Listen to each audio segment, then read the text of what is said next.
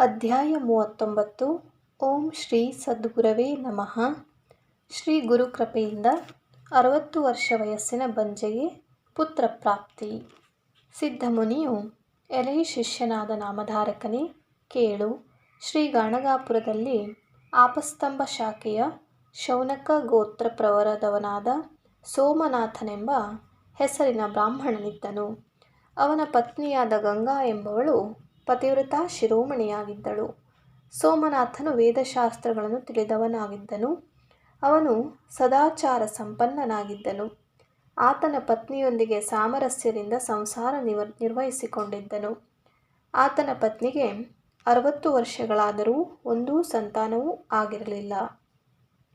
ಆಕೆಯು ಆ ಊರಿನಲ್ಲಿ ಎಲ್ಲರಿಂದಲೂ ಬಂಜೆ ಎಂದೇ ಕರೆಸಿಕೊಳ್ಳುತ್ತಿದ್ದಳು. ಅವಳು ಯಾವಾಗಲೂ ಭಕ್ತಿಯಿಂದ ತನ್ನ ಪತಿ ಸೇವೆಯನ್ನು ಮಾಡುತ್ತಾ ಒಂದು ದಿನವೂ ತಪ್ಪದೆ ಶ್ರೀ ಗುರುದರ್ಶನಕ್ಕೆ ಬರುವ ರೂಢಿಯನ್ನು ಇಟ್ಟುಕೊಂಡಿದ್ದಳು.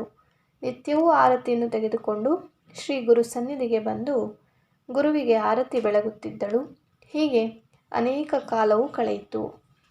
ಇಂತಿರಲು ಒಂದು ದಿನ ಶ್ರೀ ಗುರುಗಳು ಆಕೆಯ ದೃಢತರವಾದ ಗುರುಭಕ್ತಿಗೆ ಮೆಚ್ಚಿದವರಾಗಿ ನಗುತ್ತಾ ಆಕೆಯನ್ನು ಕುರಿತು, ತಾಯಿ ಗಂಗಾದೇವಿಯೇ, ಪ್ರತಿನಿತ್ಯವೂ ನೀನು ನಮ್ಮ ಸನ್ನಿಧಿಗೆ ಬಂದು ನಮಗೆ ಆರತಿಯನ್ನು ಬೆಳಗುತ್ತಿರುವೆಯಲ್ಲ. ಯಾವ ಹಂಬಲವನ್ನು ಇಟ್ಟುಕೊಂಡು ನಮಗೆ ಆರತಿಯನ್ನು ಬೆಳಗುತ್ತಿರುವೆ ಎಂಬುದನ್ನಾದರೂ ಹೇಳು. ನಿನ್ನ ಮನದಲ್ಲಿ ಯಾವ ಇಚ್ಛೆ ಇರುವುದು ಎಂದು ಬೇಗ ತಿಳಿಸು. ಹರಿ ಗುರು ಹರರ ಕೃಪೆಯಿಂದ ನಿನ್ನ ಮನೋಭೀಷ್ಟವು ಈಡೇರುವುದು ಎಂದು ನುಡಿದರು. ಭಕ್ತಿವಂತಳಾದ ಗಂಗಾದೇವಿಯು ಶ್ರೀ ಗುರುಗಳ ಪಾದಗಳಿಗೆ ಭಕ್ತಿಯಿಂದ ನಮಸ್ಕರಿಸುತ್ತಾ ವಿನಮ್ರ ಭಾವದಿಂದ ಕರಜೋಡಿಸಿ, ಶ್ರೀ ಗುರುನಾಥ, ನಾನು ಪುತ್ರ ಭಾಗ್ಯವಿಲ್ಲದ ಪಾಪಿಯು, ಅಪುತ್ರವತಿಯಾದ ನಾನು ಜನನಿಂದನೆಗೆ ಒಳಗಾಗಿರುವವಳು. ಶ್ರೀ ಗುರುವೇ, ಅಪುತ್ರಸ್ಯ ಗತಿರ್ನಾಸ್ತಿ ಎಂಬ ಶಾಸ್ತ್ರವಚನವಿರುವುದು. ಪುತ್ರರನ್ನು ಪಡೆಯದ ಸ್ತ್ರೀಯರು ಮಹಾಪಾಪಿಗಳು, ದೋಷಿಗಳು ಎಂದೆನಿಸುವರು. ಅವರು ಮುಖಾವಲೋಕನವನ್ನೂ ಮಾಡಬಾರದು ಎಂದು ಜನರು ಆಡಿಕೊಳ್ಳುವರು. ಅದರಂತೆಯೇ ನನ್ನನ್ನೂ ಸಹ ಪುತ್ರಹೀನಳು ಎಂದು, ಬಂಜೆ ಎಂದು ನಿಂದಿಸುತ್ತಿರುವರು. ಶ್ರೀ ಗುರುಗಳೇ, ನನಗೆ 60 ವರ್ಷ ವಯಸ್ಸಾದರೂ ಒಂದು ಮಕ್ಕಳೂ ಜನಿಸಲಿಲ್ಲ. ಯಾವಾತಳಿಗೆ ಮಕ್ಕಳಾಗಲಿಲ್ಲವೋ ಆಕೆಯ ಜನ್ಮವು ನಿರರ್ಥಕವಿರುವುದು. ಅತ್ತೆ ಮನೆಯ 21 ಹಾಗೂ ತಾಯಿ ಮನೆಯ 21 ಕುಲಗಳ ಪಿತೃಗಳು ಪಿತೃಲೋಕದಲ್ಲಿ ದಾರಿ ನೋಡುವರು. ಯಾವಾಗ ನಮ್ಮ ವಂಶದಲ್ಲಿ ಯಾವ ಒಬ್ಬಳು ಪುತ್ರನನ್ನು ಪಡೆಯುವಳೋ ಆಗಲೇ ನಮಗೆ ಉತ್ತಮವಾದಂತಹ ಗತಿಯಾಗುವುದೆಂದು, ಆ ಪುತ್ರನೇ ನಮ್ಮನ್ನೆಲ್ಲ ಉದ್ಧಾರ ಮಾಡುವನು ಎಂದು ಆ ಪಿತೃಗಳು ತಮ್ಮ ವಂಶದಲ್ಲಿ ಪುತ್ರರು ಜನಿಸುವುದನ್ನೇ ಕಾಯುತ್ತಿರುವರು. ಗುರುನಾಥ, ಪುತ್ರರನ್ನು ಪಡೆಯದವರ ಸದನವು ಅಪವಿತ್ರವೆನಿಸುವುದು. ಅವರಿಗೆ ಮನೆಯೇ ಅರಣ್ಯವೆನಿಸುವುದು. ಯಥಾರಣ್ಯಂ ತಥಾ ಗೃಹಂ ಎಂಬ ವಾಕ್ಯದಂತೆ ಮನೆಯೇ ಅರಣ್ಯವಾಗಿ ಪರಿಣಮಿಸುವುದು. ಅಂತೆಯೇ ನನ್ನ ಪರಿಸ್ಥಿತಿಯಾಗಿದೆ. ಗುರುದೇವರೇ, ನಾನು ಪ್ರತಿದಿನ ನದಿಗೆ ಸ್ನಾನಕ್ಕೆಂದು ತೆರಳಿದಾಗ ಅಲ್ಲಿ ಬರುವ ಎಲ್ಲ ನಾರಿಯರು ಸಂತೋಷದಿಂದ ತಮ್ಮ ತಮ್ಮ ಮಕ್ಕಳನ್ನು ಎತ್ತಿಕೊಂಡು ಬರುವರು ಹಾಗೂ ಆ ಮಕ್ಕಳನ್ನು ಹೆಗಲೇರಿಸಿಕೊಂಡು ಮಲಗಿಸಿಕೊಂಡು ಮುತ್ತು ಕೊಟ್ಟು ವಾತ್ಸಲ್ಯದಿಂದ ಅನೇಕ ರೀತಿಯ ಆಟಗಳನ್ನು ಮಕ್ಕಳಿಂದ ಆಡಿಸುವರು. ಶ್ರೀ ಗುರುವೇ, ಅದೃಷ್ಟಹೀನಳಾದ ನನ್ನ ಹಣೆಯಲ್ಲಿ ಬ್ರಹ್ಮನು ಅಂತಹ ಸಂತೋಷವನ್ನು ಲೇಖಿಸಲಿಲ್ಲ. ಅಂದಾಗ ನನಗೆ ಅಂತಹ ಸಂತೋಷವು ಎಲ್ಲಿಂದ ಬರಬೇಕು? ಮಕ್ಕಳು ಮೊಮ್ಮಕ್ಕಳು ಇದ್ದವರಿಗೆ ಪರಲೋಕದಲ್ಲಿ ಸದ್ಗತಿಯಾಗುವುದು. ಮಕ್ಕಳನ್ನು ಪಡೆಯದವರು ಅಧೋಗತಿಯನ್ನು ಹೊಂದುವರು. ಗುರುವೇ, ಇನ್ನು ನನಗೆ ಈ ಜನ್ಮವೇ ಸಾಕು. ನನಗೆ ಹೇಗೂ 60 ವರ್ಷಗಳು ಪೂರ್ಣವಾದವು. ಇನ್ನು ಮುಂದೆ ಹೇಗೂ ಮಕ್ಕಳಾಗುವುದಿಲ್ಲ. ತಾವು ಈಗ ನನ್ನ ಮೇಲೆ ಪೂರ್ಣಾನುಗ್ರಹ ಮಾಡಿ ಮುಂದೆಯಾದರೂ ನನಗೆ ಶ್ರೇಷ್ಠ ಜನ್ಮ ಉಂಟಾಗುವಂತೆ ವರವನ್ನು ಕರುಣಿಸಿರಿ. ಶ್ರೀ ಗುರುಗಳೇ, ನನ್ನ ಮನಸ್ಸಿನಲ್ಲಿ ನಾನು ಪುತ್ರವತಿಯಾಗಬೇಕೆಂಬ ಇಚ್ಛೆಯು ಅಧಿಕವಾಗಿದೆ. ಅದಕ್ಕಾಗಿ ಮುಂದಿನ ಜನ್ಮದಲ್ಲಾದರೂ ನನಗೆ ಮಕ್ಕಳ ಭಾಗ್ಯ ಉಂಟಾಗುವಂತೆ ವರವನ್ನು ನೀಡಿರಿ ಎಂದು ಕಣ್ಣೀರು ಸುರಿಸುತ್ತಾ ಪ್ರಾರ್ಥಿಸಿದಳು. ಆಕೆಯ ಅಂತಃಕರಣಪೂರ್ವಕವಾದ ಪ್ರಾರ್ಥನೆಯನ್ನು ಆಲಿಸಿದ ಶ್ರೀ ಗುರುಗಳು ನಸುನಗುತ್ತಾ, ಪತಿವ್ರತೆಯಾದಂತಹ ಗಂಗಾದೇವಿಯೇ, ಮುಂದಿನ ಜನ್ಮವನ್ನಾದರೂ ಅರಿತವರ್ಯಾರು? ಒಮ್ಮೆ ನಿನಗೆ ಮುಂದಿನ ಜನ್ಮ ಬಂದರೆ ಹಿಂದಿನ ಜನ್ಮದ ಸ್ಮರಣೆಯಾದರೂ ಎಲ್ಲಿಂದ ಆಗಬೇಕು? ನೀನು ಪ್ರತಿನಿತ್ಯವೂ ನಿಯಮದಂತೆ ಭಕ್ತಿಯಿಂದ ಇಲ್ಲಿಗೆ ಬಂದು ನಮಗೆ ಆರತಿಯನ್ನು ಬೆಳಗುತ್ತಿರುವುದರಿಂದ ನಮಗೆ ಅತ್ಯಂತ ಆನಂದವಾಗಿದೆ. ಆದ ಕಾರಣ ನಿನಗೆ ಇನ್ನು ನಿಜವಾಗಿಯೂ ಇದೇ ಜನ್ಮದಲ್ಲಿಯೇ ಲಕ್ಷಣವಂತರಾದ ಪುತ್ರರೂ ಜನಿಸುವರು. ಈ ಕುರಿತಾಗಿ ನೀನು ವ್ಯರ್ಥವಾಗಿ ಚಿಂತಿಸುವುದು ಬೇಡ. ನನ್ನ ಈ ವಾಕ್ಯವು ಸತ್ಯವೆಂದು ಭಾವಿಸು ಎಂದು ನುಡಿದರು. ಶ್ರೀ ಗುರುಗಳ ಮಾತುಗಳನ್ನು ಕೇಳಿ ಆಕೆಯು ಇದು ನಿಜಕ್ಕೂ ಶುಭವಚನವಿರುವುದು ಎಂದು ಸೆರಗಿಗೆ ಗಂಟು ಹಾಕಿಕೊಂಡು ಕರಜೋಡಿಸಿ ನಮಸ್ಕರಿಸುತ್ತಾ, ಶ್ರೀ ಗುರುವೇ, ನನ್ನ ಪ್ರಾರ್ಥನೆಯನ್ನು ಕೇಳಿರಿ. ಈಗಾಗಲೇ ನನಗೆ 60 ವರ್ಷಗಳಾಗಿವೆ. ನನಗೆ ಸಂತತಿಯಾಗುವ ಬಗೆಯಾದರೂ ಯಾವುದು? ಗುರುನಾಥ, ನಾನು ಮಕ್ಕಳನ್ನು ಪಡೆಯುವುದಕ್ಕಾಗಿ ನಾನಾ ರೀತಿಯ ವ್ರತಗಳನ್ನು ಆಚರಿಸಿದೆನು. ತೀರ್ಥಯಾತ್ರೆಗಳನ್ನು, ಹಲವು ದೇವರ ಪೂಜೆ, ಅರ್ಚನೆ, ಉಪಾಸನೆಗಳನ್ನು ಮಾಡಿದೆನು. ಅನೇಕರು ಅಶ್ವತ್ಥ ವೃಕ್ಷಕ್ಕೆ ಪ್ರದಕ್ಷಿಣೆ ನಮಸ್ಕಾರಗಳನ್ನು ಮಾಡು, ಅದರಿಂದ ನಿನಗೆ ಮಕ್ಕಳು ಜನಿಸುವರು ಎಂದು ಹೇಳಿದರು. ನನಗೆ ನಿಜಕ್ಕೂ ಮಕ್ಕಳು ಜನಿಸುವರು ಎಂಬ ವಿಶ್ವಾಸವನ್ನು ಹೊಂದಿದವಳಾದಂತಹ ನಾನು ಅನೇಕ ದಿನಗಳಿಂದ ಅಶ್ವತ್ಥ ಪೂಜೆ, ಪ್ರದಕ್ಷಿಣೆಗಳನ್ನು ಮಾಡಿದೆನು. ಇವುಗಳಲ್ಲಿಯೇ ನನ್ನ ಆಯುಷ್ಯವು ಸವೆಯುತ್ತಾ ಬಂದಿತು. ನನ್ನ ಜನ್ಮವೇ ಕಳೆದು ಹೋಯಿತು. ಆದರೆ ತಾವು ನನ್ನ ಮೇಲೆ ಪ್ರಸನ್ನರಾಗಿ, ಗಂಗಾ, ಇದೇ ಜನ್ಮದಲ್ಲಿ ನಿನಗೆ ಮಕ್ಕಳು ಜನಿಸುವರು ಎಂದು ವರವನ್ನು ನೀಡಿದಿರಿ. ಹೇ ನರಹರಿ ಯತಿರಾಯನೇ, ತಮ್ಮ ನುಡಿಯು ಎಂದಿಗೂ ಮಿಥ್ಯವಾಗಲಾರದು. ತಾವು ಕೃಪೆಯಿಂದ ವರವನ್ನು ನೀಡಿದ ಕೂಡಲೇ ನನಗೆ ನಿಜಕ್ಕೂ ಮಕ್ಕಳಾಗುವರು ಎಂಬ ವಿಶ್ವಾಸವು ಮೂಡಿದೆ. ಗುರುರಾಯನೇ, ದಯವಿಟ್ಟು ದುಃಖಿತಳಾಗಿರುವ ನನ್ನಲ್ಲಿ ಪರಿಹಾಸ್ಯವನ್ನು ಮಾತ್ರ ಮಾಡಬೇಡಿರಿ. ತಮ್ಮ ವಾಕ್ಯವು ನನಗೆ ಉತ್ತಮ ಭವಿಷ್ಯವಾಣಿಯಾಗಿದೆ. ಅದಕ್ಕಾಗಿ ನಾನು ನನ್ನ ಸೆರಗಿಗೆ ಗಂಟು ಹಾಕಿಕೊಂಡಿರುವೆನು. ನನಗೆ ಮುಂದಿನ ಜನ್ಮದಲ್ಲಿ ಆದರೂ ಮಕ್ಕಳಾಗಲಿ ಎಂಬ ಇಚ್ಛೆಯನ್ನು ಇಟ್ಟುಕೊಂಡು ಇನ್ನೂ ಸಹ ಅಶ್ವತ್ಥ ವೃಕ್ಷದ ಸೇವೆಯಲ್ಲಿಯೇ ಕಾಲ ಕಳೆಯುತ್ತಿರುವೆನು. ಗುರುದೇವ, ತಾವು ನನಗೆ ಇದೇ ಜನ್ಮದಲ್ಲಿ ಪುತ್ರರು ಜನಿಸುವರೆಂಬ ಭವಿಷ್ಯವಾಣಿಯನ್ನು ನುಡಿದಿರುವಿರಿ ಎಂದು ಹೇಳಿದಳು. ಆಕೆಯ ನಾನಾ ರೀತಿಯ ಮಾತುಗಳನ್ನು ಕೇಳಿ ಶ್ರೀ ಗುರುಗಳು ನಸುನಗುತ್ತಾ, ಗಂಗಾದೇವಿಯೇ, ಅಶ್ವತ್ಥ ವೃಕ್ಷದ ಸೇವೆ ಮಾಡುವುದರಿಂದ ಮಹಾಫಲಗಳು ಲಭಿಸುವವು. ಅಶ್ವತ್ಥ ವೃಕ್ಷದ ಸೇವೆಯು ಎಂದಿಗೂ ವ್ಯರ್ಥವೆನಿಸುವುದಿಲ್ಲ. ಅಶ್ವತ್ಥವನ್ನು ಎಂದಿಗೂ ದೂಷಿಸದಿರು. ಅಶ್ವತ್ಥದ ಸೇವೆಯಿಂದ ಅನಂತ ಪುಣ್ಯಪ್ರಾಪ್ತಿಯಾಗುವುದು. ನನ್ನನ್ನೇ ನೀನು ಇನ್ನು ಮುಂದೆ ಅಶ್ವತ್ಥವೆಂದು ಸೇವೆ ಮಾಡು, ಅದರಿಂದಲೇ ನಿನ್ನಲ್ಲಿ ಮಕ್ಕಳು ಜನಿಸುವರು. ಎಲೈ ಭಕ್ತಳೆ, ಈಗ ನೀನು ನನ್ನ ವಾಕ್ಯದಂತೆ ಪವಿತ್ರವಾದ ಭೀಮಾ ಅಮರಜಾ ಸಂಗಮಕ್ಕೆ ತೆರಳು.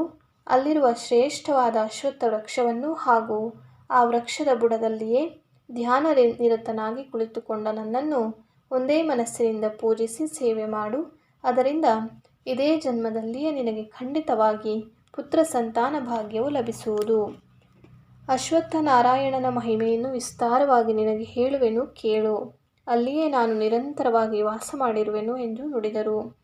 ಗಂಗಾದೇವಿಯು ಅತ್ಯಂತ ಭಕ್ತಿಯಿಂದ ಕೈಮುಗಿದು, ಶ್ರೀ ಗುರುಗಳೇ, ಅಶ್ವತ್ಥ ನಾರಾಯಣನ ಸೇವಾ ವಿಧಾನವನ್ನು ನನಗೆ ವಿಸ್ತಾರವಾಗಿ ಹೇಳಿರಿ. ಅದನ್ನು ಕೇಳಿಯಾದರೂ ನಾನು ಭಕ್ತಿಯಿಂದ ಸೇವೆ ಮಾಡುವಂತಾಗಲಿ ಎಂದು ಪ್ರಾರ್ಥಿಸಿದಳು.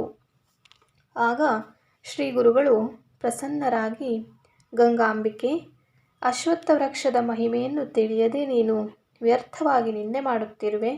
ಅಶ್ವತ್ಥ ವೃಕ್ಷದಲ್ಲಿ ಸಮಸ್ತ ದೇವತೆಗಳು ವಾಸವಾಗಿರುವರು. ಬ್ರಹ್ಮಾಂಡ ಪುರಾಣದಲ್ಲಿ ಅಶ್ವತ್ಥ ವೃಕ್ಷದ ಮಹಿಮೆಯು ಸಮಗ್ರವಾಗಿ ನಿರೂಪಿಸಲ್ಪಟ್ಟಿದೆ. ನಾರದನಿಗೆ ಬ್ರಹ್ಮದೇವನು ಅದನ್ನು ವಿಸ್ತರಿಸಿ ನಿರೂಪಿಸಿರುವನು. ನಾನು ನಿನಗೆ ಅದನ್ನೇ ಹೇಳುವೆನು, ಕೇಳು.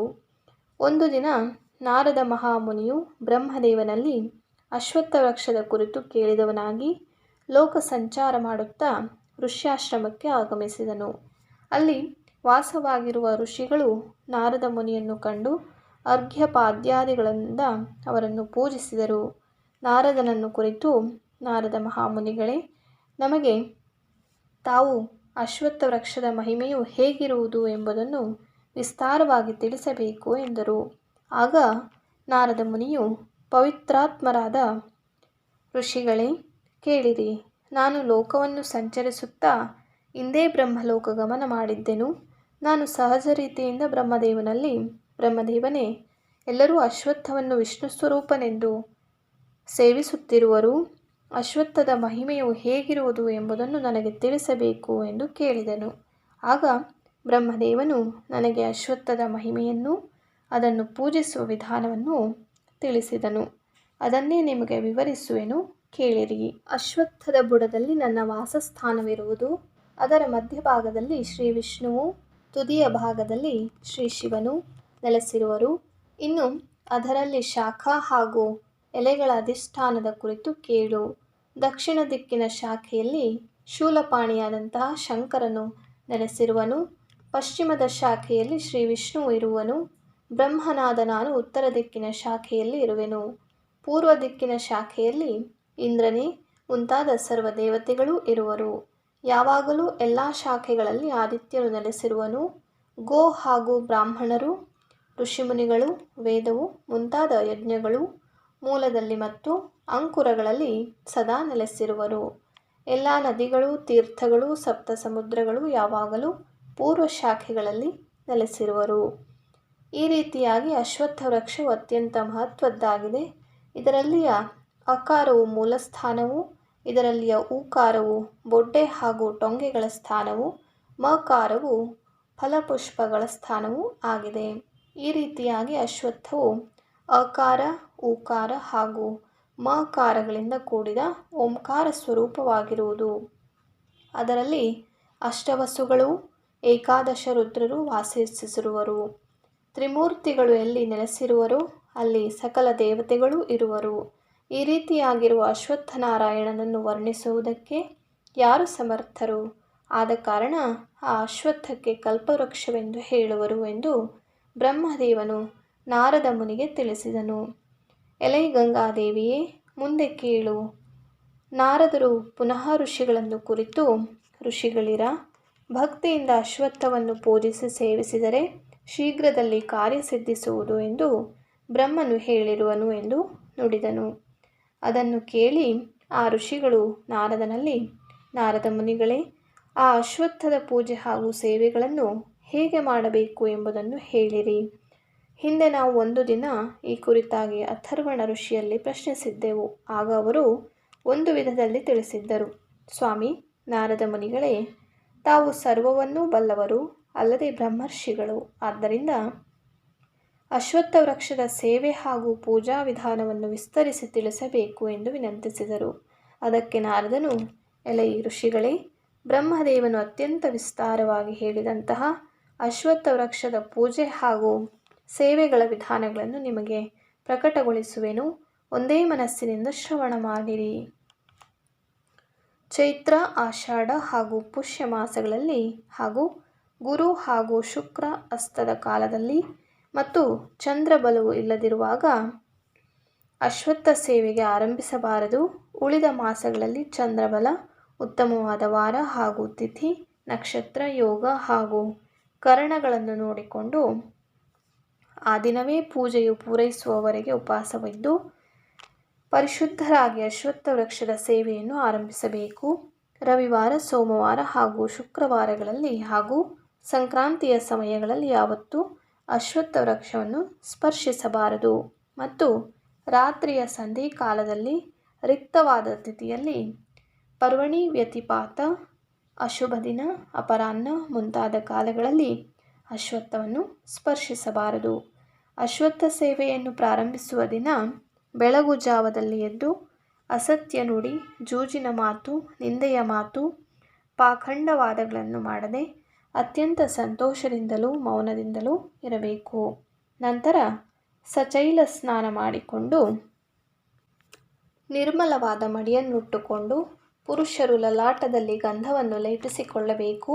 ಸುವಾಸಿನಿಯರು ಅರಿಶಿಣ ಹಾಗೂ ಕುಂಕುಮಗಳನ್ನು ಹಚ್ಚಿಕೊಂಡು ಯಥಾನುಶಕ್ತಿ ಅಲಂಕೃತರಾಗಿ ಅಶ್ವತ್ಥ ವೃಕ್ಷದ ಸುತ್ತಲೂ ಗೋಮಯದಿಂದ ಸಾರಣೆಗೈದು ರಂಗವಲ್ಲಿಯ ಮೂಲಕ ಸ್ವಸ್ತಿಕ, ಶ್ರೀ, ಶಂಖ ಹಾಗೂ ಪದ್ಮಗಳನ್ನು ರಚಿಸಿ ಅವುಗಳಲ್ಲಿ 5 ವರ್ಣಗಳ ಪುಡಿಗಳನ್ನು ತುಂಬಿ ನಂತರ ಗಂಗಾ ಯಮುನಾ ಎಂಬ 2 ಕಲಶಗಳಲ್ಲಿ ಜಲವನ್ನು ತುಂಬಿಕೊಂಡು ಬಂದು ಆ ಪದ್ಮರಂಗವಲ್ಲಿಯ ಮೇಲೆ ಸ್ಥಾಪಿಸಬೇಕು. ಪೂಜೆ ಮತ್ತು ಆಚಮನಗಳನ್ನು ಮಾಡಲೆಂದು ಬೇರೆ ಜಲವನ್ನು ತಂದು ಇಟ್ಟುಕೊಳ್ಳಬೇಕು. ನಂತರ ಪುಣ್ಯಾಹವಾಚನದ ಮೂಲಕ ಸಂಕಲ್ಪ ಮಾಡಿ ಮನೋಕಾಮನೆಗಳನ್ನು ಹೇಳಿ ಆ ಕಲಶಗಳನ್ನು ಷೋಡಶೋಪಚಾರಗಳ ಮೂಲಕವಾಗಿ ಪೂಜಿಸಬೇಕು. ಮುಂದೆ ಆ 2 ಕಲಶಗಳನ್ನು ತೆಗೆದುಕೊಂಡು ಅಶ್ವತ್ಥ ವೃಕ್ಷಕ್ಕೆ ಅಭಿಷೇಕ ಮಾಡಬೇಕು. ಅದೇ ಕಲಶಗಳಲ್ಲಿ ಪುನಃ 7 ಬಾರಿ ಜಲವನ್ನು ತುಂಬಿ 7 ಸಲ ಆ ರೀತಿಯಾಗಿ ಅಶ್ವತ್ಥ ವೃಕ್ಷಕ್ಕೆ ಅಭಿಷೇಕ ಮಾಡಬೇಕು. ನಂತರ ಪೂಜೆ ಮಾಡುವವರು ಪುನಃ ಸ್ನಾನಗೈದು ಅಶ್ವತ್ಥ ತರುವಿನಲ್ಲಿ ಬ್ರಹ್ಮ ವಿಷ್ಣು ಮಹೇಶ್ವರನನ್ನು ಆಹ್ವಾನಿಸಿ ಪುರುಷ ಸೂಕ್ತ ಮಂತ್ರದಿಂದ ಅಶ್ವತ್ಥಕ್ಕೆ ಅಭಿಷೇಕಿಸಿ ಷೋಡಶೋಪಚಾರಗಳಿಂದ ಪೂಜೆ ಮಾಡಬೇಕು. ನಂತರ ಶ್ರೀ ಮಹಾವಿಷ್ಣುವನ್ನು ಏಕಚಿತ್ತದಿಂದ ಧ್ಯಾನಿಸಬೇಕು. ಅದು ಹೇಗೆಂದರೆ 8 ಭುಜಗಳುಳ್ಳ ಆ 8 ಕೈಗಳಲ್ಲಿ ಶಂಖ, ಚಕ್ರ, ಗದಾ, ಪದ್ಮ, ಖಡ್ಗ, ಕೇಟಕ, ಧನುರ್ಬಾಣಗಳನ್ನು ಧರಿಸಿರುವ ಹಾಗೂ ವರದ ಹಸ್ತದಿಂದ ಕೂಡಿರುವ ಪೀತಾಂಬರವನ್ನು ಧರಿಸಿದಂತಹ ಅಲ್ಲದೆ ಯಾವಾಗಲೂ ಶ್ರೀ ಲಕ್ಷ್ಮೀದೇವಿಯಿಂದ ಸಹಿತನಾಗಿರುವ ವಿಷ್ಣುವನ್ನು ಧ್ಯಾನಿಸಿ ನಂತರ ಷೋಡಶೋಪಚಾರಗಳಿಂದ ಆ ಅಶ್ವತ್ಥ ವೃಕ್ಷವನ್ನು ಪೂಜಿಸಬೇಕು. ಅಶ್ವತ್ಥ ವೃಕ್ಷವು ನಿಜಕ್ಕೂ ತ್ರಿಮೂರ್ತಿಗಳಾದ ಬ್ರಹ್ಮ ವಿಷ್ಣು ಶಂಕರರ ವಾಸಸ್ಥಾನವಾಗಿರುವುದು. ಶಿವಭಕ್ತಿಯ ಹೊರತಾಗಿರುವ ಸ್ಥಾನವೇ ಇರಲಾರದು. ಆದ ಕಾರಣ ಆ ವೃಕ್ಷದಲ್ಲಿ ಎಲ್ಲ ದೇವತೆಗಳನ್ನು ಆವಾಹನೆ ಮಾಡಿ ವಿಧಿಯುಕ್ತವಾಗಿ ಪೂಜಿಸಬೇಕು. ನಂತರ ಆ ಅಶ್ವತ್ಥಕ್ಕೆ ಬಟ್ಟೆಯಿಂದಾಗಲಿ ದಾರದಿಂದಾಗಲಿ ಸುತ್ತಬೇಕು. ನಂತರ ಪುನಃ ಸಂಕಲ್ಪಿಸಿ ಮನೋಕಾಮನೆಗಳನ್ನು ಹೇಳಿಕೊಂಡು ಪ್ರದಕ್ಷಿಣೆ ನಮಸ್ಕಾರಗಳನ್ನು ಮಾಡಲು ಆರಂಭಿಸಬೇಕು. ಪ್ರದಕ್ಷಿಣೆ ಹಾಕುವಾಗ ಕಾಯ ವಾಚ ಮನಸ ಭಕ್ತಿಯಿಂದಲೂ ಸಂತೋಷದಿಂದಲೂ ಕೂಡಿದವರಾಗಿ ಪುರುಷ ಸೂಕ್ತ ಮಂತ್ರವನ್ನು ಪಠಿಸುತ್ತಾ ಅಥವಾ ವಿಷ್ಣು ಸಹಸ್ರನಾಮಗಳನ್ನು ಉಚ್ಚರಿಸುತ್ತಾ ಅಥವಾ ಮೌನ ಮುದ್ರೆಯಿಂದ ಕೂಡಿದವರಾಗಿ ಪೂರ್ಣ ಗರ್ಭಿಣಿಯಾದ ಸ್ತ್ರೀಯು ತುಂಬಿದ ಕಳಶವನ್ನು ಹೊತ್ತುಕೊಂಡು ಎಷ್ಟು ಮಂದಮತಿಯಲ್ಲಿ ಚಲಿಸುವಳೋ ಅಷ್ಟೇ ನಿಧಾನವಾಗಿ ನಡೆಯುತ್ತಾ ಪರಿಶುದ್ಧ ಭಾವನೆಯಿಂದ ಯುಕ್ತರಾಗಿ ಪ್ರದಕ್ಷಿಣೆ ಮಾಡಬೇಕು. ಪ್ರದಕ್ಷಿಣೆ ಎಂದರೆ ಅದರ ಒಂದೊಂದು ಹೆಜ್ಜೆಗೂ ಒಂದೊಂದು ಅಶ್ವಮೇಧ ಯಜ್ಞವನ್ನು ಮಾಡಿದಷ್ಟು ಫಲವು ದೊರಕುವುದು. ಒಂದು ಪ್ರದಕ್ಷಿಣೆ ಮುಗಿದ ನಂತರ ಮಧ್ಯೆ ಒಂದು ನಮಸ್ಕಾರ ಮಾಡಬೇಕು. ನಿತ್ಯವೂ ಯಥಾಶಕ್ತಿ ಪ್ರದಕ್ಷಿಣೆ ಹಾಕುವ ರೂಢಿಯನ್ನು ಇಟ್ಟುಕೊಳ್ಳಬೇಕು. ಮೊದಲ ದಿನದಂದು ಮಾತ್ರ ಮೇಲೆ ಹೇಳಿದ ರೀತಿಯಿಂದ ಅಶ್ವತ್ಥವನ್ನು ಪೂಜಿಸಿ ನಂತರ ಪ್ರದಕ್ಷಿಣೆ ನಮಸ್ಕಾರಗಳನ್ನು ಮಾಡಬೇಕು. ಉಳಿದ ದಿನಗಳಲ್ಲಿ ಷೋಡಶೋಪಚಾರಗಳಿಂದ ಪೂಜೆ ಮಾಡಿ ಪ್ರದಕ್ಷಿಣೆ ನಮಸ್ಕಾರಗಳನ್ನು ಸಲ್ಲಿಸಬೇಕು. ಅದರ ಮಹಿಮೆಯನ್ನು ಹೇಳುವೆನು ಕೇಳಿರಿ ಎಂದು ನಾರದ ಮುನಿಗಳು ಋಷಿಮುನಿಗಳಿಗೆ ಹೇಳಿದರು. ಎಲೈ ಋಷಿಗಳಿರ, ಬ್ರಹ್ಮಹತ್ಯಾ ದೋಷಕ್ಕೆ ಪ್ರಾಯಶ್ಚಿತ್ತವೇನೂ ಇರಲಾರದು. ಆದರೆ ಅಶ್ವತ್ಥ ವೃಕ್ಷಕ್ಕೆ ಭಕ್ತಿಯಿಂದ ವಿಧಿಯುಕ್ತವಾಗಿ 2 ಲಕ್ಷ ಸಂಖ್ಯೆಯಲ್ಲಿ ಪ್ರದಕ್ಷಿಣೆಗಳನ್ನು ಮಾಡಿದರೆ ಆ ಬ್ರಹ್ಮಹತ್ಯಾ ದೋಷವು ನಷ್ಟವಾಗುವುದು. ತ್ರಿಮೂರ್ತಿಗಳು ನೆಲೆಯಾಗಿರುವ ಸನ್ನಿಧಿಯಲ್ಲಿ ಮಾಡುವ ಪ್ರದಕ್ಷಿಣೆ ನಮಸ್ಕಾರಗಳ ಫಲ ಮಹಿಮೆಯನ್ನು ಏನೆಂದು ಹೇಳಲಿ. ಅದರಿಂದ ಗುರುತಲ್ಪ ಗಮನವೇ ಮುಂತಾದ ಪಾತಕಗಳೂ ನಾಶವಾಗುವವು ಹಾಗೂ ನಾನಾ ವಿಧವಾದ ದೋಷಗಳು ರೋಗಾದಿಗಳು ಸಮೂಲವಾಗಿ ಇಲ್ಲವಾಗುವವು.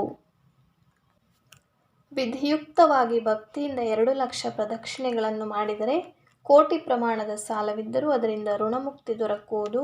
ವಿಧಿಯುಕ್ತವಾಗಿ 1,000 ಪ್ರದಕ್ಷಿಣೆಗಳನ್ನು ಮಾಡಿದರೆ ಅದರ ಪುಣ್ಯ ವಿಶೇಷದಿಂದ ಜನ್ಮ ಮರಣ ಮುಪ್ಪು ರೋಗ ಸಂಸಾರ ತಾಪ ಹಾಗೂ ಭಯಗಳೇ ಮುಂತಾದವುಗಳು ಇಲ್ಲವಾಗುವವು ಹಾಗೂ ಶನಿ ಮೊದಲಾದ ಪೀಡೆಗಳು ಉಂಟಾಗಲಾರವು. ಮಕ್ಕಳ ಭಾಗ್ಯವನ್ನು ಬಯಸುವವರು ಕಾಯ ವಾಚ ಮನಸ ಭಕ್ತಿಯಿಂದ ಕೂಡಿದವರಾಗಿ ಪ್ರದಕ್ಷಿಣೆ ನಮಸ್ಕಾರಗಳನ್ನು ಮಾಡಿದರೆ ಅವರು ನಿಶ್ಚಯವಾಗಿ ಶೀಘ್ರದಲ್ಲಿ ಪುತ್ರ ಸಂತಾನ ಭಾಗ್ಯವನ್ನು ಹೊಂದುವರು. ಅವರಿಗೆ ಅಶ್ವತ್ಥನಾರಾಯಣನು 4 ವಿಧವಾದ ಪುರುಷಾರ್ಥಗಳನ್ನು ಅನುಗ್ರಹಿಸುವನು. ಪುತ್ರೇಚ್ಛೆಯು ಪೂರ್ಣವಾಗುವುದು. ಋಷಿಗಳಿರ, ಈ ಮಾತಿನಲ್ಲಿ ನೀವು ಅನುಮಾನ ತಾಳದಿರಿ.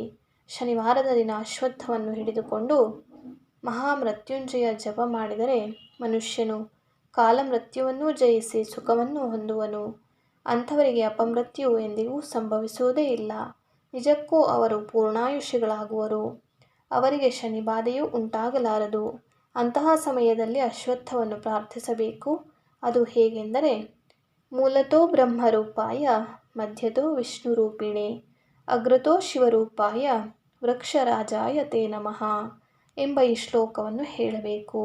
ನಂತರ ಶನಿದೇವರ 10 ನಾಮಗಳನ್ನು ಒಳಗೊಂಡ ಅಂದರೆ ಕೋಣಸ್ಥಃ ಪಿಂಗಲೋ ಬಭ್ರುಃ ಕೃಷ್ಣೋ ರೌದ್ರೋಂತಕೋ ಯಮಃ ಶೌರಿಃ ಶನೈಶ್ವರೋ ಮಂದಃ ಪಿಪ್ಪಲಾದೇನ ಸಂಸ್ಥಿತಃ ಎಂಬ ಶ್ಲೋಕವನ್ನು ಪಠಿಸಬೇಕು. ಹೀಗೆ ಮಾಡುವುದರಿಂದ ಶನಿ ಪೀಡೆಯು ಇಲ್ಲವಾಗುವುದು. ಋಷಿಗಳಿರ ಈ ರೀತಿಯಾಗಿ ಅಚಲವಾದ ಭಕ್ತಿ ಹಾಗೂ ದೃಢಚಿತ್ತಗಳಿಂದ ಕೂಡಿ ಅಶ್ವತ್ಥ ವೃಕ್ಷದ ಪೂಜೆ ಸೇವೆ ನಮನಗಳನ್ನು ಮಾಡಿದರೆ ಮನಸ್ಸಿನ ಇಷ್ಟಾರ್ಥಗಳು ಶೀಘ್ರದಲ್ಲಿ ಈಡೇರುವವು. ಅವುಗಳಲ್ಲಿ ಪುತ್ರ ಸಂತತಿಯಂತೂ ತೀವ್ರವಾಗಿ ಪ್ರಾಪ್ತಿಯಾಗುವುದು. ಗುರುವಾರ ಹಾಗೂ ಅಮಾವಾಸ್ಯೆಗಳಂದು ಅಶ್ವತ್ಥ ವೃಕ್ಷದ ನೆರಳು ಬಿದ್ದ ಜಲದಲ್ಲಿ ಸ್ನಾನ ಮಾಡಿದರೆ ಸ್ನಾನ ಮಾಡಿದವನ ಬ್ರಹ್ಮಹತ್ಯೆಯೇ ಮುಂತಾದ ಪಾತಕಗಳು ನಷ್ಟವಾಗುವವು. ಅಶ್ವತ್ಥ ವೃಕ್ಷದ ತಳದಲ್ಲಿ ಬ್ರಾಹ್ಮಣನೋರ್ವನಿಗೆ ಭೋಜನಕ್ಕೆ ಹಾಕುವುದರಿಂದ ಕೋಟಿ ಬ್ರಾಹ್ಮಣರಿಗೆ ಭೋಜನ ಮಾಡಿಸಿದ ಫಲವು ಉಂಟಾಗುವುದು. ಅಶ್ವತ್ಥ ವೃಕ್ಷದ ಬುಡದಲ್ಲಿ ಕುಳಿತುಕೊಂಡು ಯಾವುದಾದರೂ ಮಂತ್ರವನ್ನು ಪಠಿಸಿದರೆ ಹಾಗೂ ವೇದ ಮಂತ್ರಗಳನ್ನು ಉಚ್ಚರಿಸಿದರೆ ಅದರಿಂದ ಅಸಂಖ್ಯ ಫಲವು ದೊರೆಯುವುದು. ಅಶ್ವತ್ಥ ವೃಕ್ಷವನ್ನು ಭಕ್ತಿಯಿಂದ ಸ್ಥಾಪನೆ ಮಾಡಿದವನು ತನ್ನ 42 ಕುಲಗಳಲ್ಲಿ ಆಗಿ ಹೋದ ಪಿತೃಗಳು ನರಕದಲ್ಲಿದ್ದುದಾದರೆ ಅವರನ್ನು ಅಲ್ಲಿಂದ ಮುಕ್ತ ಮಾಡಿ ಸ್ವರ್ಗದಲ್ಲಿ ಇರುವಂತೆ ಮಾಡುವನು. ಅಶ್ವತ್ಥ ವೃಕ್ಷವನ್ನು ಕಡಿದವನ 42 ಕುಲಗಳ ಪಿತೃಗಳು ಸ್ವರ್ಗದಲ್ಲಿದ್ದರೆ ಅವರು ಖಂಡಿತವಾಗಿಯೂ ನರಕದಲ್ಲಿ ಬೀಳುವರು. ಅಶ್ವತ್ಥ ವೃಕ್ಷವನ್ನು ಛೇದಿಸಿದವನು ನರಕವಾಸವನ್ನು ಅನುಭವಿಸುವನು. ಅಶ್ವತ್ಥ ವೃಕ್ಷದ ತಳದಲ್ಲಿ ಕುಳಿತುಕೊಂಡು ಹೋಮಾದಿಗಳನ್ನು ಆಚರಿಸಿದರೆ ಅದರಿಂದ ಮಹಾಯಜ್ಞ ಮಾಡಿದ ಫಲವು ಪ್ರಾಪ್ತಿಯಾಗುವುದು. ಅಲ್ಲದೆ ಅಕ್ಷಯ ಪುಣ್ಯ ಪ್ರಾಪ್ತಿಯಾಗುವುದು ಹಾಗೂ ಪುತ್ರೇಚ್ಛೆಯು ಪೂರ್ಣವಾಗುವುದು. ಗಂಗಾದೇವಿಯೇ, ಈ ರೀತಿಯಾಗಿರುವ ಅಶ್ವತ್ಥ ವೃಕ್ಷದ ಮಹಿಮೆಯನ್ನು ಬ್ರಹ್ಮದೇವನು ನಾರದ ಮುನಿಗೆ ಅರುಹಿದನು. ನಾರದ ಮುನಿಯಿಂದ ಆ ಋಷಿಗಳು ತಿಳಿದುಕೊಂಡರು. ಆಗ ನಾರದನು, ಎಲೈ ಋಷಿಗಳಿರ, ಪ್ರದಕ್ಷಿಣೆಯ ಸಂಖ್ಯೆಯ 10ನೇ ಸಂಖ್ಯೆಯಷ್ಟು ಆಗಮೋಕ್ತ ರೀತಿಯಿಂದ ಹವನವನ್ನು ಮಾಡಬೇಕು. ಹವನದ 10 ಸಂಖ್ಯೆಯಷ್ಟು ಪಾಲು ಸಂತೋಷದಿಂದ ಬ್ರಾಹ್ಮಣ ಭೋಜನ ಮಾಡಿಸಬೇಕು. ಬ್ರಹ್ಮಚರ್ಯ ವ್ರತವನ್ನು ಪಾಲನೆ ಮಾಡಿ ಹವಿಷ್ಯಾನ್ನವನ್ನು ಭುಂಜಿಸಿ ವ್ರತ ಮಾಡಬೇಕು. ನಂತರ ಉದ್ಯಾಪನೆ ಮಾಡಬೇಕು. ಅದು ಹೇಗೆಂದರೆ, ಯಥಾಶಕ್ತಿ ಸುವರ್ಣದ ಅಶ್ವತ್ಥ ವೃಕ್ಷವನ್ನು ಮಾಡಿಸಿ ಅದನ್ನು ವಿಧಿವಿಧಾನದಂತೆ ವಿಪ್ರರಿಗೆ ದಾನ ಕೊಡಬೇಕು. ಮುಂದೆ ಆ ವೃಕ್ಷದ ಬುಡದಲ್ಲಿ ಯಥಾಶಕ್ತಿಯಂತೆ ತಿಲದ ರಾಶಿಯನ್ನು ಹಾಕಿ ಅದರ ಮೇಲ್ಭಾಗದಲ್ಲಿ ಬಿಳಿಯ ವಸ್ತ್ರದ ಹೊದಿಸಿ ತನ್ನ ಶಕ್ತ್ಯಾನುಸಾರ ದಕ್ಷಿಣೆಯೊಂದಿಗೆ ವಿಪ್ರರಿಗೆ ದಾನ ನೀಡಬೇಕು ಎಂದು ನಾರದ ಮುನಿಯು ಆ ಋಷಿಗಳಿಗೆ ಅಶ್ವತ್ಥ ವೃಕ್ಷದ ಪೂಜೆಯ ಕ್ರಮಗಳನ್ನು ತಿಳಿಸಿದನು. ಹಾಗೆಯೇ ಅವರೆಲ್ಲರೂ ಆಚರಿಸಿ ತಮ್ಮ ಮನೋಭೀಷ್ಟಗಳನ್ನು ಪೂರ್ಣ ಮಾಡಿಕೊಂಡರು. ಎಲೈ ಗಂಗಾದೇವಿಯೇ, ಅಶ್ವತ್ಥ ವೃಕ್ಷದ ಮಹಿಮೆಯು ಹೀಗೆ ಅನರ್ಘ್ಯವಾಗಿರುವುದು. ಅಧಿಕವಾದ ಭಾವಭಕ್ತಿಗಳನ್ನು ಹೊಂದಿ ಈ ರೀತಿಯಾಗಿ ಅಶ್ವತ್ಥ ವೃಕ್ಷದ ಪೂಜೆ ಪ್ರದಕ್ಷಿಣೆಗಳನ್ನು ಆಚರಿಸಿದವರಿಗೆ ತೀವ್ರವಾಗಿ ಫಲ ದೊರಕುವುದು. ಅದಕ್ಕಾಗಿ ಗಂಗಾದೇವಿಯೇ, ನೀನು ಮನಸ್ಸಿನಲ್ಲಿ ಯಾವ ರೀತಿಯ ಅನುಮಾನವನ್ನೂ ಇಟ್ಟುಕೊಳ್ಳದೆ ಅಶ್ವತ್ಥ ವೃಕ್ಷದ ಸೇವೆಗಳನ್ನು ಮಾಡು. ಭೀಮಾ ಅಮರಜಾ ಸಂಗಮದ ಸಮೀಪ ಭೀಮಾ ತೀರದಲ್ಲಿ ಆ ಅಶ್ವತ್ಥ ವೃಕ್ಷವಿರುವುದು. ಅದನ್ನು ನಮ್ಮ ಸನ್ನಿಧಾನವೆಂದು ಭಾವಿಸಿ ಏಕ ಮನಸ್ಸಿನಿಂದ ಸಂದೇಹವನ್ನು ಪಡದೆ ಸೇವಿಸುವವಳಾಗು. ಅದರ ಫಲವಾಗಿ ನಿನ್ನ ಉದರದಲ್ಲಿ ಕನ್ಯೆ ಹಾಗೂ ಪುತ್ರರು ಹುಟ್ಟಿ ನಿಮ್ಮ ಮನೋಭೀಷ್ಟಗಳನ್ನು ಪೂರ್ಣಗೊಳಿಸುವರು ಎಂದು ನುಡಿದರು. ಈ ವಿಧವಾಗಿ ಶ್ರೀ ಗುರುಗಳು ಆಡಿದ ಮಾತುಗಳನ್ನು ಕೇಳಿ ಆ ಗಂಗಾದೇವಿಯು ಶ್ರೀ ಗುರುವಿಗೆ ಭಕ್ತಿಯಿಂದ ನಮಸ್ಕರಿಸಿದಳು. ಶ್ರೀ ಗುರುಗಳೇ, ಭಗವತ್ ಸ್ವರೂಪರಾದ ತಮ್ಮ ಅನುಗ್ರಹ ವಚನದಂತೆ ನಾನು ಸಹ ಅಶ್ವತ್ಥ ವೃಕ್ಷದ ಪೂಜೆ, ಸೇವೆ, ಪ್ರದಕ್ಷಿಣೆಗಳನ್ನು ಆಚರಿಸಲು ನಿರ್ಧರಿಸಿರುವೆನು. ಗುರುಗಳೇ, ನಾನು ಸಂಶಯವನ್ನು ಮಾಡಿಕೊಳ್ಳದೆ ಅಶ್ವತ್ಥ ವೃಕ್ಷದ ಸೇವೆ ಮಾಡುವೆನು ಎಂದು ಶ್ರೀ ಗುರುಚರಣಗಳಿಗೆ ಭಕ್ತಿಯಿಂದ ನಮನವನ್ನು ಅರ್ಪಿಸಿ ಶ್ರೀ ಗುರುವಿನ ಅಪ್ಪಣೆ ಹೊಂದಿದವಳಾಗಿ ತೀವ್ರವೇ ಸಂಗಮ ಕ್ಷೇತ್ರಕ್ಕೆ ಹೋದಳು. ಅಲ್ಲಿ ಷಟ್ಕುಲ ತೀರ್ಥದಲ್ಲಿ ಸ್ನಾನಗೈದು ಅಶ್ವತ್ಥದ ಸೇವೆಯನ್ನು ಆರಂಭಿಸಿದಳು. ಶ್ರೀ ಗುರುಗಳು ಹೇಳಿದಂತೆ 3 ದಿನಗಳ ಕಾಲ ರಾತ್ರಿ ಹಗಲು ಶ್ರೀ ಗುರುವಿನ ಹಾಗೂ ಅಶ್ವತ್ಥದ ಆರಾಧನೆ ಮಾಡಿದಳು. ಹೀಗೆ ಭಕ್ತಿಯಿಂದ ಆಚರಿಸುತ್ತಿರಲು 3ನೆಯ ದಿನದಂದು ರಾತ್ರಿ ಆಕೆಗೆ ಕನಸೊಂದು ಬಿದ್ದಿತು. ಆ ಕನಸಿನಲ್ಲಿ ಓರ್ವ ತೇಜಸ್ವಿ ಬ್ರಾಹ್ಮಣನು ಬಂದು ಆಕೆಗೆ ಅಭಯದಾನ ಮಾಡುತ್ತಾ, ಭಕ್ತಿವಂತಳಾದ ಗಂಗಾದೇವಿಯೇ, ಕೇಳು, ನಿನ್ನ ಕಾರ್ಯವು ಪೂರ್ಣವಾಯಿತು. ನಿನ್ನಲ್ಲಿ ಒಂದು ಮಾತನ್ನು ಹೇಳುವೆನು, ಕೇಳು. ನೀನು ನನ್ನ ಮಾತಿನಂತೆ ಆಚರಿಸಬೇಕು. ನೀನು ಇನ್ನು ಮುಂದೆ ಗಾಣಗಾಪುರಕ್ಕೆ ತೆರಳಿ ಅಲ್ಲಿರುವ ಶ್ರೀ ಗುರುಗಳಿಗೆ 7 ಪ್ರದಕ್ಷಿಣೆ ನಮಸ್ಕಾರಗಳನ್ನು ಭಕ್ತಿಯಿಂದ ಸಲ್ಲಿಸು. ಶ್ರೀ ಗುರುರಾಜರು ಅಲ್ಲಿ ನಿನ್ನ ಭಕ್ತಿಯಿಂದ ಸಂತುಷ್ಟರಾಗಿ ಏನನ್ನು ಅನುಗ್ರಹಿಸುವರೋ ಅದನ್ನು ಶೀಘ್ರದಲ್ಲಿ ಸೇವಿಸು. ಶ್ರೀ ಗುರುಕೃಪೆಯಿಂದ ನಿನ್ನ ಮನೋಬಯಕೆಯು ಪೂರ್ಣವಾಗುವುದು. ದೃಢ ಮನಸ್ಸಿನಿಂದ ಕೂಡಲೇ ನೀನು ಶ್ರೀ ಗುರು ಸನ್ನಿಧಿಗೆ ಹೋಗು ಎಂದು ಆ ಬ್ರಾಹ್ಮಣನು ನುಡಿದು ಅಲ್ಲಿಯೇ ಅಗೋಚರನಾದನು. ಇಂತಹ ಶುಭಕರವಾದ ಸ್ವಪ್ನವನ್ನು ಕಂಡವಳಾದ ಗಂಗಾದೇವಿಯು ಆಗಲೇ ಎಚ್ಚೆತ್ತವಳಾಗಿ, ನಿಜಕ್ಕೂ ಈ ಅಶ್ವತ್ಥವು ಕಲ್ಪವೃಕ್ಷವೇ ಆಗಿರುವುದು, ನಾನು ಬಯಸಿದ ಫಲವು ಕೂಡಲೇ ದೊರಕಿದಂತಾಯಿತು ಎಂದು ಹೇಳುತ್ತಾ ಶ್ರೀ ಗುರುರಾಯನ ಚರಣಗಳನ್ನು ಸ್ಮರಿಸುತ್ತಾ ಬೆಳಗಾದ ಕೂಡಲೇ 4ನೆಯ ದಿನ ಪ್ರಾತಃ ಕಾಲದಲ್ಲಿ ಶ್ರೀ ಗುರುಮಠಕ್ಕೆ ತೀವ್ರವಾಗಿ ಆಗಮಿಸಿದಳು. ಶ್ರೀ ಗುರುಗಳನ್ನು ದರ್ಶನ ಮಾಡಿ ಅವರಿಗೆ ಅತ್ಯಂತ ಸಂತೋಷದಿಂದಲೂ ವಿನಮ್ರ ಭಾವದಿಂದಲೂ 7 ಪ್ರದಕ್ಷಿಣೆಗಳನ್ನು ಮಾಡಿ ನಮಸ್ಕಾರಗಳನ್ನು ಅರ್ಪಿಸಿದಳು. ಶ್ರೀ ಗುರುಗಳು ಆಕೆಗೆ 2 ಫಲಗಳನ್ನು ಅನುಗ್ರಹಿಸುತ್ತಾ, ತಾಯಿ, ನಿನ್ನ ಮನದಿಚ್ಛೆಯು ಪೂರ್ಣವಾಗುವ ಸಮಯ ಬಂದಿದೆ. ನೀನು ಆನಂದದಿಂದ ಈ 2 ಫಲಗಳನ್ನು ಸೇವಿಸು. ಈಗಲೇ ನೀನು ಮನೆಗೆ ಹೋಗಿ ಭೋಜನವನ್ನು ಮುಗಿಸಿ ನಿಶ್ಚಯವಾಗಿಯೂ ನಿನ್ನ ಮನೋಬಯಕೆಯು ಪೂರ್ಣವಾಗುವುದು. ನಿನ್ನ ಉದರದಿಂದ ಓರ್ವ ಪುತ್ರಿಯೂ ಓರ್ವ ಪುತ್ರನೂ ಜನಿಸುವರು. ಅಂತಹ ವರವನ್ನು ನಿನಗೆ ಅನುಗ್ರಹಿಸಿರುವೆನು. ಅದಕ್ಕಾಗಿ ವಿಧಿಯುಕ್ತವಾಗಿ ನೀನು ಪಾಲನೆ ಮಾಡಿದ ನಂತರ ಈ 2 ಫಲಗಳನ್ನು ಸೇವಿಸು ಮತ್ತು ಹಿಂದೆ ನಾನು ತಿಳಿಸಿದಂತೆ ಉತ್ತಮ ಬ್ರಾಹ್ಮಣರಿಗೆ ಮಾಡಬೇಕಾದ ದಾನವನ್ನು ಮಾಡಬೇಕು ಎಂದು ಹೇಳಿದರು. ಶ್ರೀ ಗುರುಗಳ ಆಜ್ಞೆಯಂತೆ ತನ್ನ ಮನೆಗೆ ತೆರಳಿದಳು. ಬೇಗನೆ ಪಾರಣೆ ಮುಗಿಸಿ ಶ್ರೀ ಗುರುಗಳು ನೀಡಿದ 2 ಫಲಗಳನ್ನು ಭಕ್ತಿಯಿಂದ ಶ್ರೀ ಗುರುಸ್ಮರಣೆ ಮಾಡುತ್ತಾ ಸೇವಿಸಿದಳು. ಅಂದಿನ ದಿನವೇ ಅವಳು ಸೂರ್ಯಾಸ್ತವಾಗುತ್ತಿದ್ದಂತೆ ರಜಸ್ವಲೆಯಾದಳು.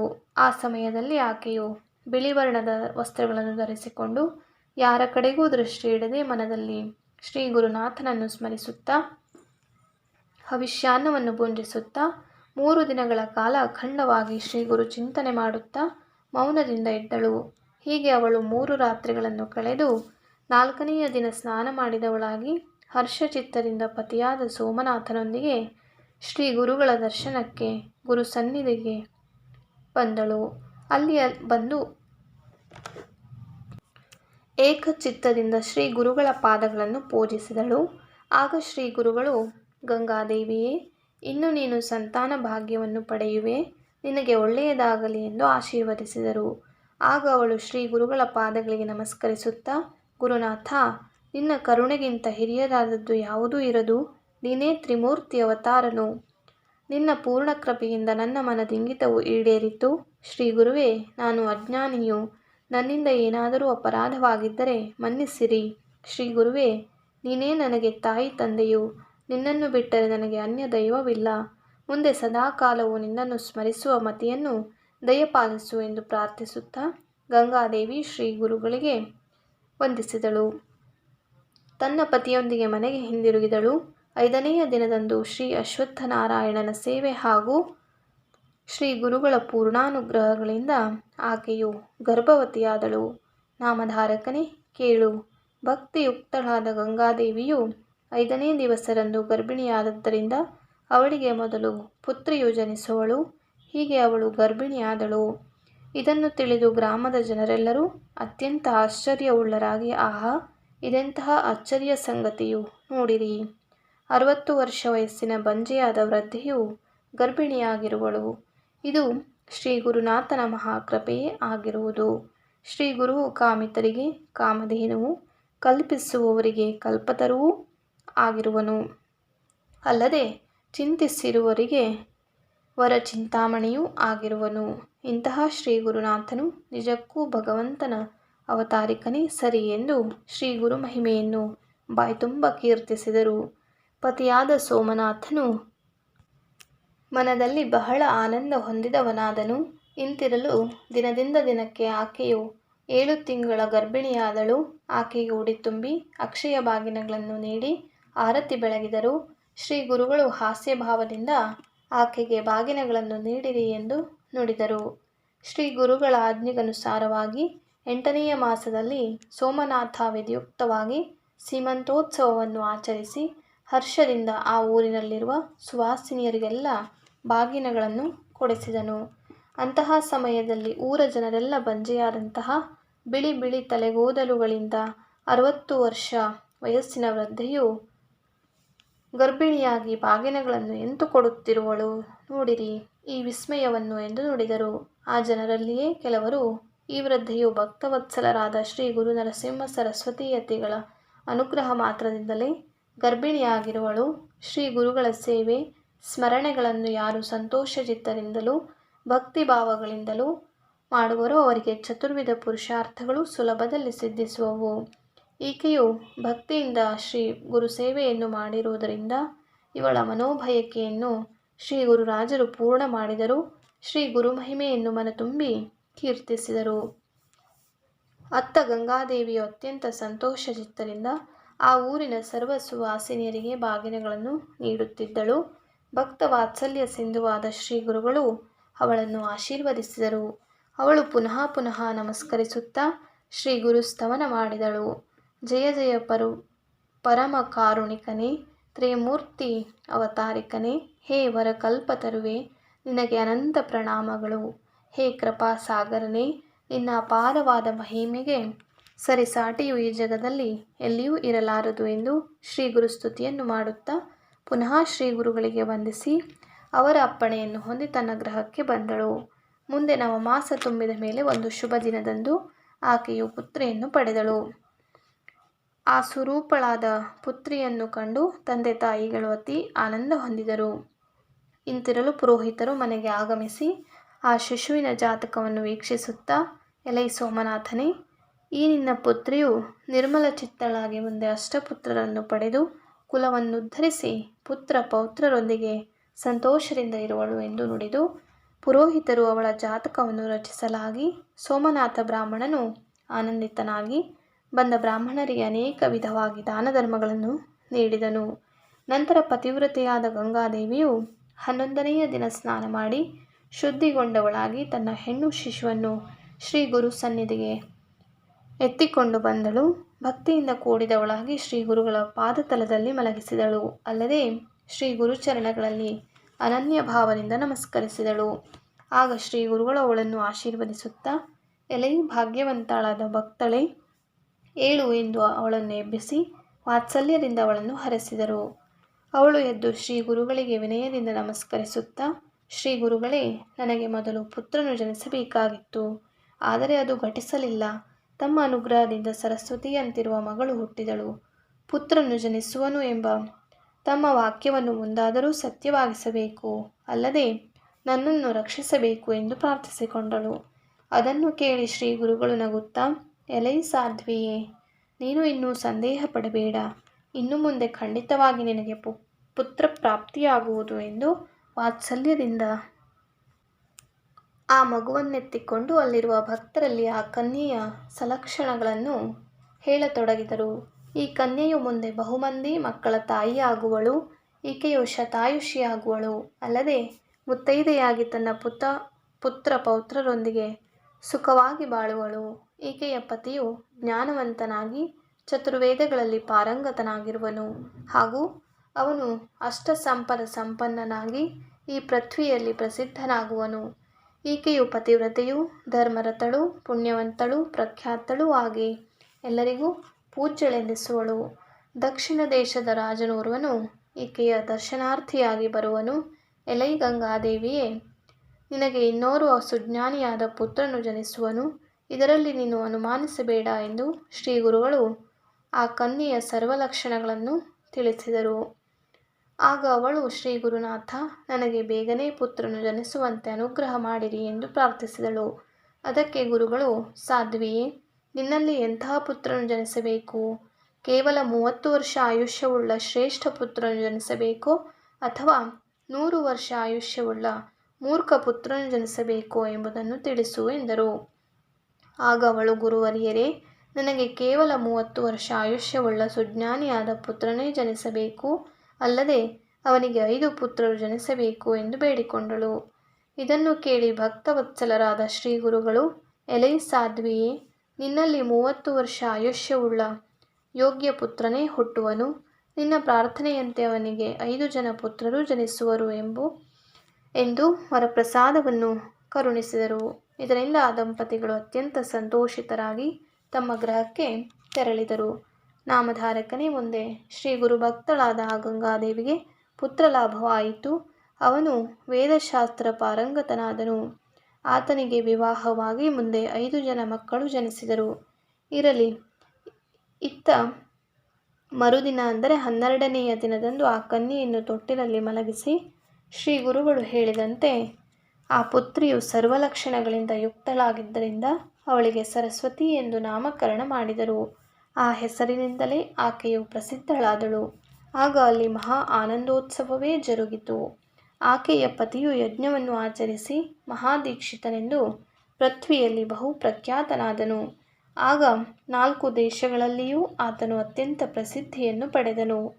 ಏಕಚಿತ್ತದಿಂದ ಶ್ರೀ ಗುರುಗಳಿಗೆ ಶರಣು ಹೋಗಬೇಕು, ಶ್ರೀ ಗುರುವಿನಲ್ಲಿ ಅನನ್ಯತೆಯಿಂದ ಶರಣಾಗಿ ಅವರ ಭಕ್ತಿ ಸೇವೆಗಳನ್ನು ಆಚರಿಸಿ ಅನವರತ ಅವರನ್ನು ಸ್ಮರಿಸುತ್ತಿರಬೇಕು ಎಂದು ಸಿದ್ಧಮುನಿಯು ನಾಮಧಾರಕನಿಗೆ ಹೇಳಿದರು ಎಂದು ಸರಸ್ವತಿ ಗಂಗಾಧರನು ಉದಾರಿಯಾದ ಶ್ರೀ ಗುರುವನ್ನು ಭಕ್ತಿಯಿಂದ ಸೇವಿಸಿದರೆ ಸರ್ವಾಭೀಷ್ಟಗಳೂ ದೊರಕುವವು ಎಂದು ಶ್ರೀ ಗುರುಚರಿತ್ರೆಯನ್ನು ವಿಸ್ತರಿಸಿ ಹೇಳಿದನು.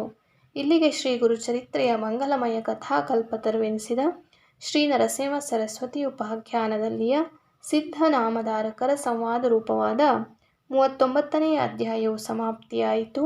ಶ್ರೀ ಗುರು ಪಾದುಕಾರ್ಪಣಂ.